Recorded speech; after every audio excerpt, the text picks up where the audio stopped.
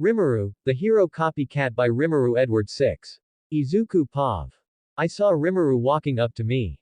Hi Rimuru, it's good to see you, I said, trying to sound cheerful despite the knot in my stomach. Rimuru grinned, her golden eyes shining with their usual sharp, analytical glint. She tucked a strand of silver hair behind her ear and adjusted her backpack. Hey, Izuku. How's the hero research coming along? I clutched my notebook instinctively. Great. I just finished analyzing some of All Might's most recent rescues. Did you know he's saved over 100 people in a single day? He's incredible. Of course he is, Rimuru said with a smirk. You've probably got every little detail recorded in that notebook of yours, haven't you? I chuckled nervously. Why, you know me. Rimuru was my best friend, and we'd known each other since we were little. She always had this calm confidence about her, like she was 10 steps ahead of everyone else. Her quirk, analytical copycat, let her analyze other people's quirks with just a glance, and she could store them in her mind like a database. She didn't show it off often, but when she did, it was amazing. Speaking of quirks, Rimuru said, tilting her head, did Katsuki give you a hard time today? I froze. How could she always tell? Well, I began, but before I could explain, an angry shout echoed down the street. Deku. Katsuki Bakugo stormed toward us, his hands crackling with tiny explosions. His scowl was enough to make my stomach flip, but Rimuru stepped between us before he could get too close. Katsuki, she said, her voice calm but firm. Why don't you take it down a notch? Oh, it's you, Katsuki sneered, but he didn't make a move. What are you doing with this useless nerd? None of your business, Rimuru replied smoothly, crossing her arms. Unless you're planning to blow something up, in which case I'll remind you that I can copy your quirk and outdo you at your own game. Katsuki's scowl deepened, but he didn't argue. He just clicked his tongue and turned away. Whatever. Just don't get in my way. As he walked off, I let out a shaky breath. Thanks, Rimuru. You didn't have to do that. Of course I did, she said with a shrug. Someone has to keep him in check. We continued walking, the weight of Katsuki's words lingering in the air. I tried not to let it get to me, but it was hard. No quirk. No chance of becoming a hero. I clenched my fists, frustration bubbling under the surface. Izuku, Rimuru said suddenly, breaking the silence. Do you still want to be a hero? I stopped in my tracks, caught off guard by the question. Of course I do, I said quietly. More than anything. But, without a quirk. Don't say that, Rimuru interrupted. You don't need a quirk to be a hero. You've got the heart for it, and that's what matters most. Her words were kind, but they didn't erase the doubt in my mind. Still, I nodded, trying to believe her. As we reached the crosswalk, Rimuru's expression shifted. She glanced at me, then back at the street, like she was debating something. What is it? I asked. She hesitated before speaking. If you ever feel like giving up, just remember, there's more to you than you realize. Don't let anyone, not even yourself, tell you otherwise. Her words stayed with me as we parted ways, and I headed home. Little did I know, my life was about to change forever. Later that day, after I'd been attacked by the sludge villain and saved by All Might, Rimuru showed up at the riverbank, her expression unreadable. You're really something, Izuku, she said, crouching beside me as I clutched my ruined notebook. Running in to save Katsuki without a second thought. That's what being a hero is all about. But I started, but she cut me off. No buts, she said firmly. You acted when no one else did. That's what matters. I stared at her, surprised by the intensity in her voice. Do you really think I can be a hero? Rimuru smiled, her usual confidence shining through. I know you can. For a moment, I almost believed her. Rimuru sat beside me, her silver hair glowing faintly under the setting sun. She looked me in the eyes, her usual calm and knowing expression softening just slightly. Besides, you have a quirk, she said suddenly. My eyes widened. What? No, I don't. The doctors said. Rimuru held up a hand to stop me. The doctor's machines can't detect everything, Izuku. There are quirks out there that don't manifest physically, quirks that are subtle, almost invisible. Yours is one of them. I stared at her, trying to process her words. But, what do you mean? She leaned back, resting her hands on the ground behind her. Your quirk is an analytical one. I'd call it something like analytical appraisal. You've always been able to analyze situations, strategies, quirks, even people, better than anyone else I know. You just never thought of it as a quirk because no one told you it was one. That doesn't make sense, I stammered. Analyzing things is just something anyone can do, right? Rimuru shook her head. Not like you. You pick up on patterns and details that no one else sees, and you do it faster than most people realize. That's why your notebooks are so detailed, why you can break down hero fights like you're inside their heads. It's a part of you, Izuku. You just don't know how to push it further yet. I blinked, my heart racing. But even if that's true, how does that help me become a hero? Rimuru smirked, her sharp gaze locking onto mine. Because quirks like that have limitless potential if you train them. Become proficient enough, and you can do things most people think are impossible, like predicting the future. I froze. Predict the future. That sounded like something straight out of a storybook. Think about it, she continued. You already analyze fights and strategies instinctively. If you hone that ability, you could start predicting outcomes, anticipating attacks, and outmaneuvering enemies before they even know what's happening. Heroes don't always need flashy powers, Izuku. The best ones use their minds just as much as their quirks. Her words filled me with a strange mix of hope and doubt. Could she be right? Was it possible that I had something, anything, that could help me become a hero? But, I began, my voice trembling. If I really have a quirk, why didn't anyone notice it before? Rimuru shrugged. Most people only recognize quirks that are flashy or obvious. The ones that slip under the radar are often dismissed or overlooked. That doesn't make them any less powerful. She stood up and brushed off her uniform. You've got what it takes, Izuku. I'm sure of it. Now, the real question is, are you going to let the world tell you who you are, or are you going to decide for yourself? Her words hung in the air as I stared down at my hands, the remnants of my burned notebook still clutched tightly. Could I really do it? Could I prove everyone wrong and become the hero I'd always dreamed of being? For the first time, a tiny spark of hope flickered in my chest. Maybe Rimuru was right. Izuku's POV. Later that day, after classes ended, Kachan and I were catching up. Well, more like exchanging a few heated words. It's always tense with him, but we've known each other for so long that even our arguments have a strange rhythm. Just as we started to part ways, it happened. The sludge villain attacked again. Panic rippled through the crowd. People ran in every direction, screams echoing through the streets. Kachan and I split up instinctively, each ducking into different hiding spots. I pressed myself against a crumbling wall, trying to stay quiet, even though my heartbeat was thundering in my ears. Not again. Not this villain. Not now. All Might's POV. I arrived on the scene moments later, expecting things to be handled. From what I saw, most of the civilians were clear. I was just about to jump into action when a voice crackled through my earpiece. Hero copycat here. Don't move yet. There are still civilians hiding, 2 of them, actually. I've got someone on site who can teleport them out, but she can't be seen. Her quirk's unstable if she's carrying more than one person, but she'll manage. I froze. Copycat. Who the hell is that? I didn't know the name, and I definitely didn't like being told to wait, but whoever this was, they had intel I didn't. So, I held back. Just for a moment. Izuku's POV. A figure stepped into the alley, tall, confident, and somehow both familiar and not. Then I recognized her. Rimuru. I gasped. My childhood friend. My classmate. She hadn't changed at all, calm as ever, even with a monster tearing up the street. I can get us out, she said, eyes scanning the smoke-filled area.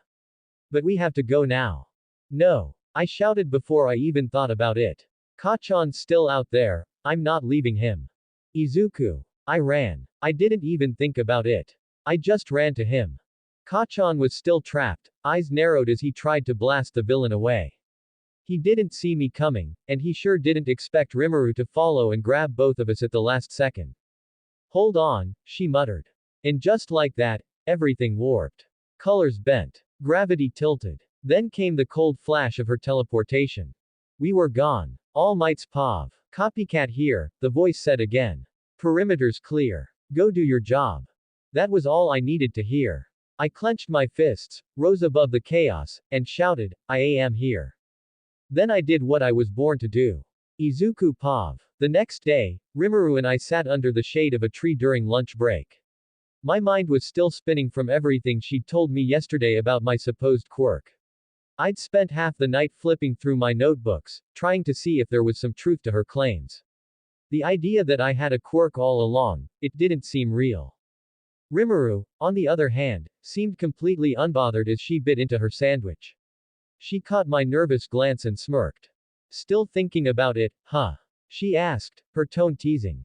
Of course. I blurted. If what you're saying is true. I don't even know where to begin. How does it even work? Why didn't you tell me earlier? She shrugged, taking another bite before answering. To be fair, I only figured it out recently. But now that I've connected the dots, it makes a lot of sense. I frowned. But what does it mean? If I really have this analytical appraisal quirk, why does it feel like I'm just me? I've never done anything special with it. Rimuru leaned back, looking up at the sky thoughtfully. That's the thing about quirks like yours, they don't announce themselves. They don't come with explosions or lasers. They're quiet, subtle, but just as powerful if you know how to use them. She turned to me, her golden eyes gleaming with a mix of amusement and something deeper. And besides, I might have used your quirk a lot, Izuku. My eyes widened. Wait, what? What do you mean? Rimuru smirked, leaning closer as if sharing a secret. I mean, my quirk, analytical copycat, lets me analyze and use other quirks, right? But it doesn't work in isolation. I need information to really make it effective. And guess where I get most of my information from? I blinked, stunned. From me. She nodded, grinning. Exactly. Your quirk is like a cheat sheet for everything. When I analyze a quirk, I get the basic blueprint, how it works, its strengths and weaknesses. But with your help, I can take it so much further. Your notes, your insights, your instinct for figuring out how things work, it's like adding another layer to my own quirk. I stared at her, speechless. So, you're saying my quirk helps your quirk? That's exactly what I'm saying, Rimuru admitted. And that's just the beginning. With your quirk, I don't just analyze quirks, I can figure out fighting styles, tactics, weaknesses, strengths, and even what's best for a situation.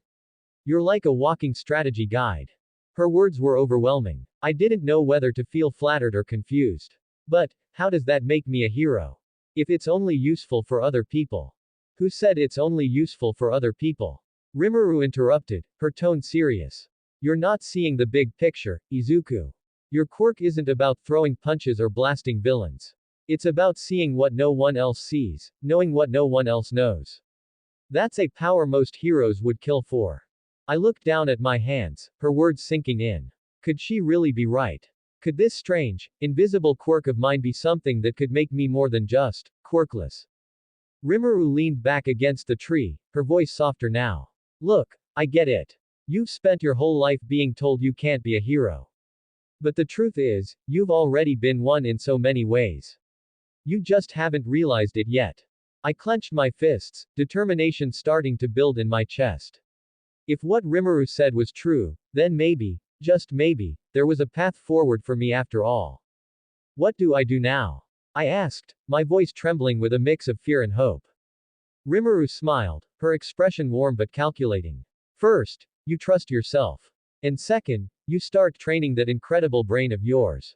If you're going to be a hero, Izuku, you're going to be the kind that changes everything. Her words lit a fire inside me. For the first time, I felt like there was a real chance I could make my dream come true. And I wasn't going to waste it. The sun was warm overhead as Rimuru and I started walking home. I was still buzzing from our earlier conversation, my thoughts racing with all the possibilities she'd opened up for me. Could my quirk really be something that could change my future? The idea felt too big to grasp, but with Rimuru by my side, I was starting to believe it. I was about to ask her another question when Rimuru suddenly stopped. Her entire demeanor shifted in an instant, her usual laid-back expression hardened into something sharp and focused. Rimuru? I asked nervously. She didn't answer. Instead, she grabbed my arm and yanked me closer, her blue eyes scanning the area like she was reading something only she could see. Then, without warning, she slammed her hand into the ground. Before I could react, the earth beneath us gave way, and we fell into a narrow, makeshift tunnel. I barely had time to let out a yelp before we hit the bottom. Stay still, Rimuru whispered, her voice barely audible but firm. She pressed a finger to her lips, her gaze flickering upward. My heart was pounding as I tried to make sense of what just happened. Rimuru, what? Shish, she hissed, leaning closer. We have villains above us. Don't make a sound. Villains. My blood ran cold. I froze, straining my ears to catch anything from above. At first, there was nothing but the muffled sounds of the city, but then I heard it, a low, gruff voice speaking in clipped tones. Did you see anyone? No, but we can't take chances. Boss said to keep this area clear. Another voice chimed in, this one lighter but just as menacing. Relax. Who's going to notice us out here? We'll be done before anyone shows up. I felt my stomach twist. These weren't just random people, they were up to something dangerous. I turned to Rimuru, my voice barely above a whisper. What do we do? Rimuru's eyes narrowed. She was completely calm, like she'd already planned out 10 different scenarios in her head. She leaned in close, her voice steady. We wait. If they move on, we stay hidden. If they come this way. She paused, her gaze sharpening. Then I'll handle it. Her confidence was reassuring, but I couldn't help the wave of panic rising in my chest. But what if? Izuku, she cut me off, her tone firm but not unkind. Trust me. I nodded, swallowing hard. I'd seen Rimuru in action before, she wasn't just confident, she was capable. Still, I couldn't stop the fear creeping in. The voices above grew louder for a moment, and then they started to fade.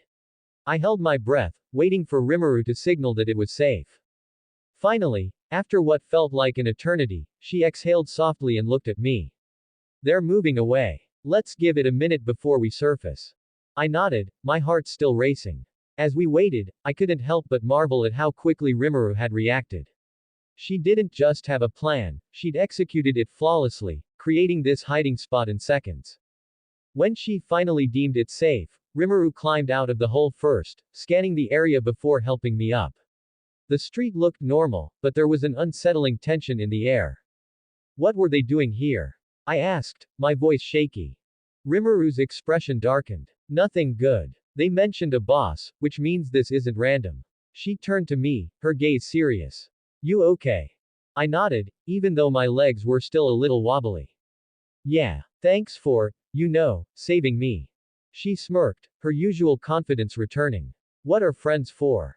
But as we walked away, I couldn't shake the feeling that this encounter was only the beginning of something much bigger, and much more dangerous.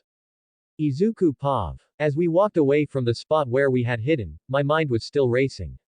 My heart hadn't slowed since we'd heard those voices above us. Rimuru was calm as always, but there was a sharpness in her gaze I couldn't ignore. Then, she spoke. Those people, she said quietly, glancing over her shoulder as if making sure we weren't being followed, they were lackeys for All for One. I froze, my breath catching in my throat. What? Are you sure? Rimuru nodded. I recognized one of their voices from a news segment a while back. He's one of the guys who works in the shadows for All for One, the biggest villain in history. If they're here, it's not a coincidence. My head spun. All for One, the villain who controlled the underworld, the one even pro-heroes were terrified of. And we'd been right under his goons' feet. Before I could process any of this, a gust of wind blew through the street, and a powerful presence made me freeze in place. It's okay now. Why? Because I am here. That voice. That unmistakable, booming voice. I turned around so quickly I almost fell over, and there he was, All Might. The symbol of peace himself stood before us, his signature smile wide and reassuring. His presence alone seemed to banish the tension in the air, and I felt my panic dissolve into pure, uncontainable excitement. All Might. I practically screamed, my voice cracking as I pointed at him like a kid seeing their favorite hero for the first time. It's really you. Oh my gosh, you're here. I can't believe it.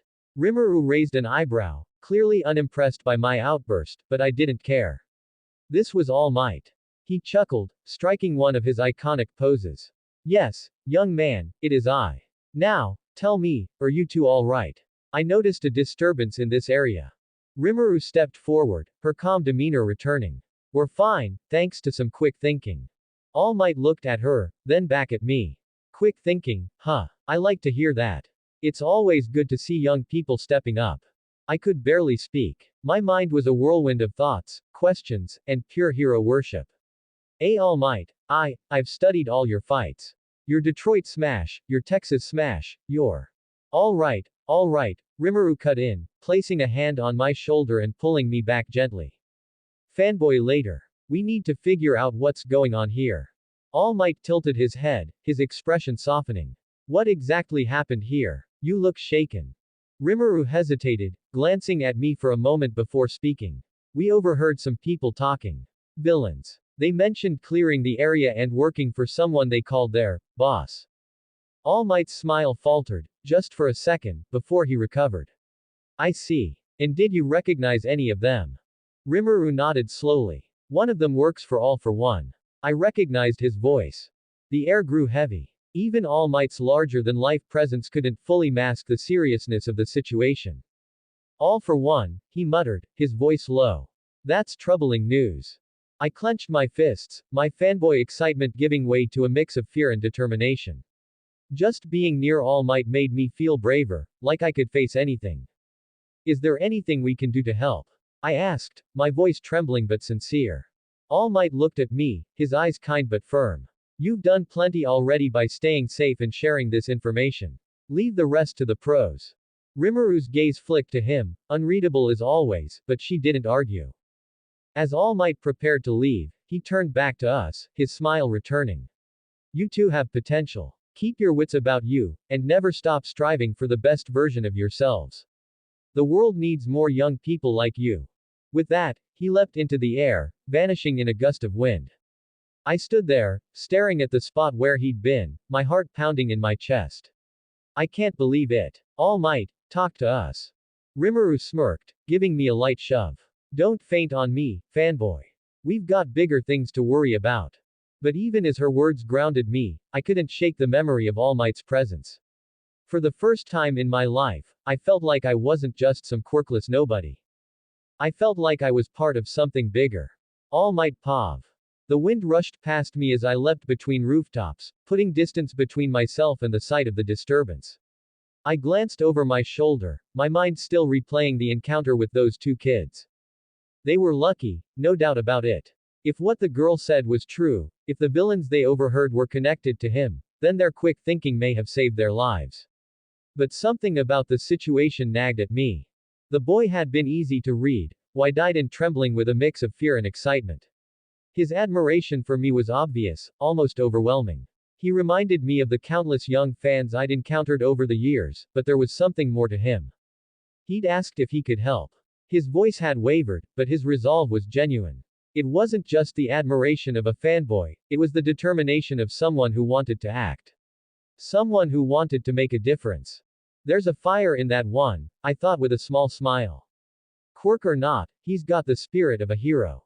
But then there was the girl. Her calmness had been unnerving. Most people, especially kids, would be shaken after overhearing a group of villains planning something. But not her. She'd stood there, steady and composed, like she'd been in situations like this before. And her words. One of them works for All for One. The weight of that name hit me again, sending a shiver down my spine. How could a schoolgirl recognize one of All for One's lackeys by voice alone? And why had she seemed so unbothered by it? That girl, there's something off about her. I couldn't put my finger on it, but the more I thought about her, the more uneasy I felt. She'd been polite and direct, sure, but there was an edge to her that I couldn't ignore. It wasn't fear, and it wasn't awe. It was like she'd looked at me and seen through me, as though she were sizing me up. Who is she? I shook my head, trying to focus. There were too many unanswered questions. I didn't even know their names, and yet I couldn't shake the feeling that I'd just crossed paths with someone important. Important, or dangerous. The idea troubled me more than I wanted to admit. I prided myself on my instincts, and they were telling me to keep an eye on her. Still, I had bigger concerns. If All for One's lackeys were operating in this area, it meant trouble was brewing. He wouldn't send his agents out lightly, not without a purpose. I clenched my fists, my jaw tightening. I'd faced All for One before, and I knew better than anyone the lengths he would go to achieve his goals. Those kids. I thought again. The boy's trembling determination. The girl's unnerving composure. I didn't know how, but they were connected to all this now, whether they wanted to be or not.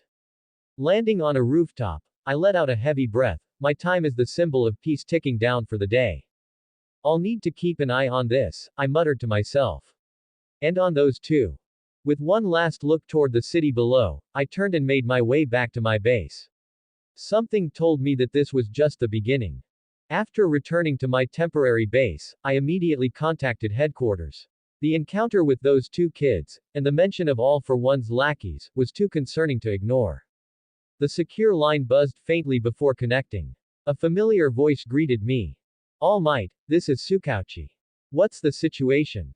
Detective, I began, my voice firm despite the fatigue creeping in. We may have a problem. I encountered two civilians today, kids, probably middle schoolers, who claimed to have overheard villains nearby. The girl specifically mentioned recognizing one of the voices as someone connected to All for One. There was a pause on the other end of the line, the weight of my words sinking in. All for One, Sukauchi repeated, his tone grim. Are you certain? She seemed certain, I replied. She said she recognized the voice from somewhere, possibly the news or a past incident.